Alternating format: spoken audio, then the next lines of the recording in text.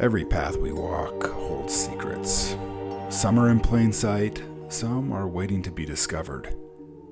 What if, on an ordinary day, you stumbled upon something extraordinary? An unknown place, shrouded in mystery and power. Not long ago, I found such a place. Deep in the woods behind my house, an ancient well called to me. And when I touched it, everything changed. It was some kind of portal, some kind of looking glass into Aldarion. A world of light and shadow, of choices and consequences.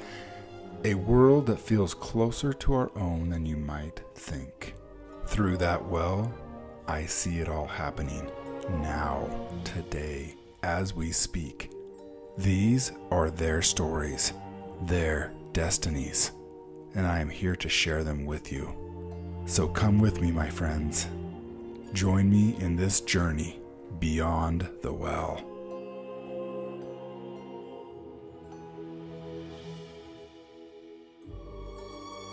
A Traitor from Within, Episode 3, The Heist and the Shadows. The cold wind carried the smell of smoke and charred grain long before the flames could be seen. Eamon stood at the edge of town, his heart pounding. The fire at the granary was a harsh beacon, casting a glow that stretched into the night sky. From his shadowed perch on the rooftop, he could see figures moving with unseen precision. Bandits. His breath was a cloud in the chilled air, but the stone in his pocket was warm, whispering of danger and urging him to move. The moment had come. 2 nights ago, Eamon had crept into the stable where the wagons rested. The scent of hay and horse sweat mixed in the dim light of a lone lantern swaying in the draft. He crouched by the wheels, inspecting the spokes with his fingers.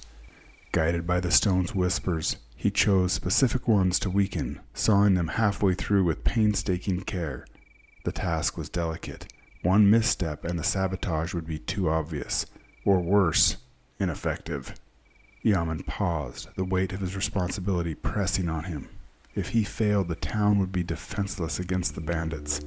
He drew a deep breath, steadying his hand. Just a little more, he muttered, glancing around the stable.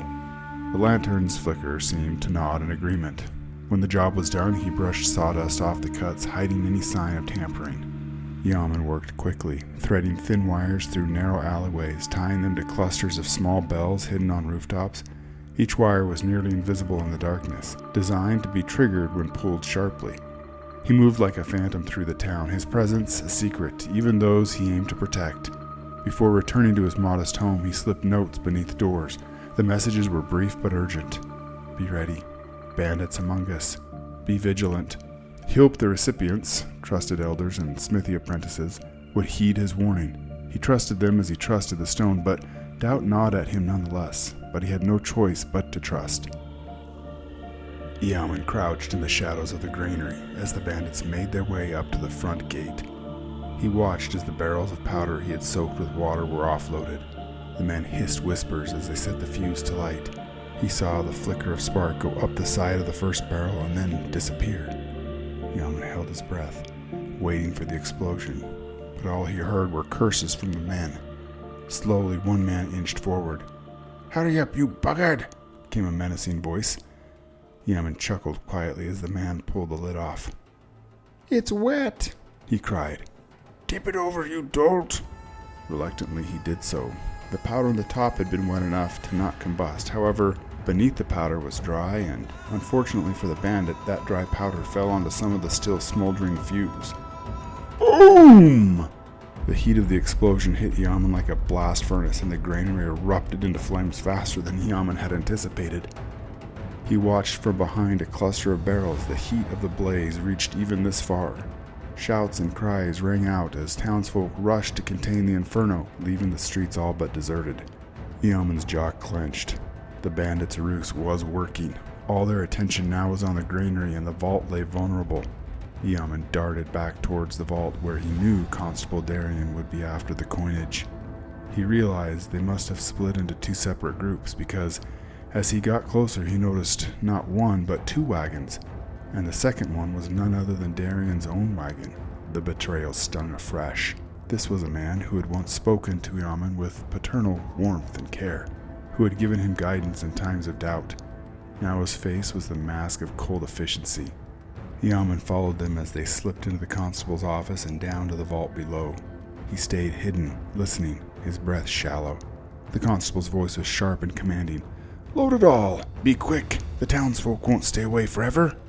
One man said, "What you bringing that other wagon for?" "Fool! It's a backup.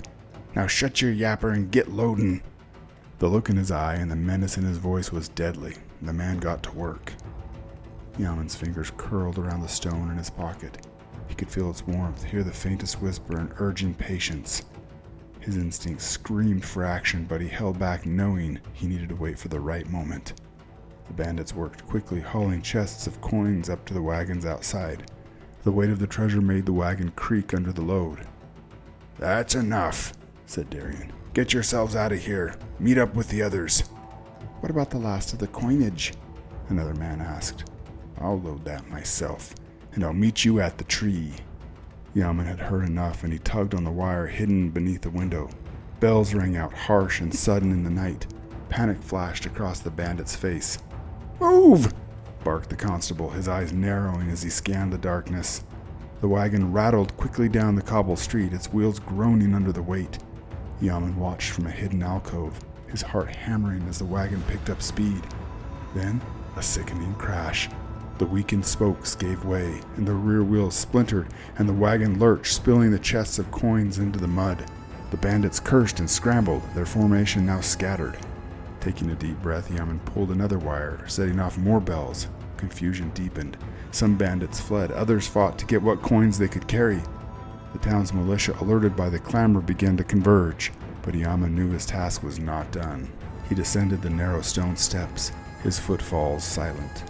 The cool, damp air of the vault carried a metallic tang, mingling with the faint scent of oil from the torches mounted on the walls. He moved cautiously, the stone in his pocket pulsing gently, a steady rhythm that matched his heartbeat. As he reached the base of the stairs, he paused, concealed in the shadows. Darian, the constable, stood in the center of the room, his broad shoulders hunched over the last chest of coins. Sweat glistened on his brow as he hefted the heavy box, struggling to maintain his grip. For a moment, Eamon almost saw the man he had once trusted, the figure who had kept order in their town, who had guided him through dark days. But that image shattered as Darian looked up and their eyes met. "Eamon." Darian's voice carried a brittle edge tinged with realization. He forced a smile that didn't reach his eyes. You're just in time to help. I was securing the town's wealth in case the bandits came back." Eamon stepped into the torchlight, his jaw set. "It's over, Darian. I know what you've been doing." The chest hit the ground with a thud. Darian's smile twisted into a snarl. "Then you know too much." His hand darted towards the sword, drawing it out with a steely hiss. "You've meddled enough, boy. Now you must die." The stone's warmth surged, sharpening Eamon's senses. He drew his dagger. Its blade seemed pitifully small against Darian's sword. "It doesn't have to end this way, Darian. Surrender. Face justice." Darian's laugh was harsh, like the clanging of rusty iron. "Justice." He lunged, his sword slicing through the air with deadly speed. "There's no justice, only power." Eamon sidestepped, the stone guiding his movement just in time. The blade missed his throat by inches, crashing against the stone wall and sent sparks flying. Eamon countered with a quick slash of his own, grazing Darian's arm. Blood welled, but it only fueled the constable's rage. Darian attacked again and again, each strike more ferocious than the last. The vault's tight quarters magnified the clash of steel against rock and metal. Eamon ducked, rolled, and parried, his muscles straining. "Think of the people, Darian," he shouted, desperation creeping into his voice. "You swore to protect them." "They never cared for me," Darian bellowed, swinging wide. The blade whistled past Eamon's ear. "I was nothing but a tool to them." "Well, I'll take what I'm owed now." Eamon's back hit the wall.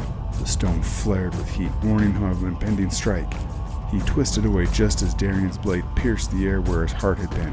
Sweat drenched Eamon's face. He realized then that words would not reach this man before him. Only cold steel would. With a surge of resolve, Eamon feinted to the left. Darian lunged, overcommitting. and in that brief moment, Eamon stepped in close, driving his dagger deep into Darion's side. The constable gasped, his eyes wide with shock and fury. He swung again, but strength had left him. Eamon stepped back, breathing hard, as Darion fell to the ground, blood pooling beneath him. For a moment, silence reigned the vault. Eamon knelt, pressing his forehead against the cold stone floor. "It's done," he whispered, the weight of it crushing him. The days that followed were a whirlwind of emotion and activity. The townspeople managed to contain the fire in the granary, saving much of their precious food stores. Though losses were inevitable, the quick response meant the town would not starve. Word of the foiled raid spread quickly, and gratitude filled the air, tinged with a shock at the depth of their betrayal. The captured bandits were interrogated. Their stories painted a grim picture of conspiracy, greed, and manipulation. The townspeople learned of Darion's treachery, his willingness to sacrifice them for gold. When they found his lifeless body sprawled atop a pile of stolen coins, it was as if a collective wound had been laid bare. There were tears, anger, mourning, but there was also resilience. The town came together to repair what was broken, both in their walls and in their hearts. They buried their dead, rebuilt their granary, and redistributed what little wealth had been stolen.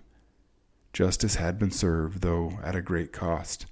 As for Eamon, he remained a shadow. He watched from afar, content to see his home heal. He left no trace of his involvement, save for the whispered tales that began to circulate. Some spoke of a guardian spirit, others of an unseen hero. But Eamon, clutching the stone that had guided him, felt only relief that he had protected what mattered. He would stay in the shadows, unseen but ever watchful. Thank you for joining me today as we look beyond the well. What lies ahead is not just a tale, it's a journey, one that we will take together. If you're ready to step further into Aldarion, subscribe and follow Beyond the Well wherever you listen to podcasts. For even more information, visit beyondthewell.net for transcripts, notes, character descriptions, maps, and much more. And remember, sometimes the path we walk reveals more than we ever imagined. So, keep seeking, keep dreaming, and keep telling your story. Bye.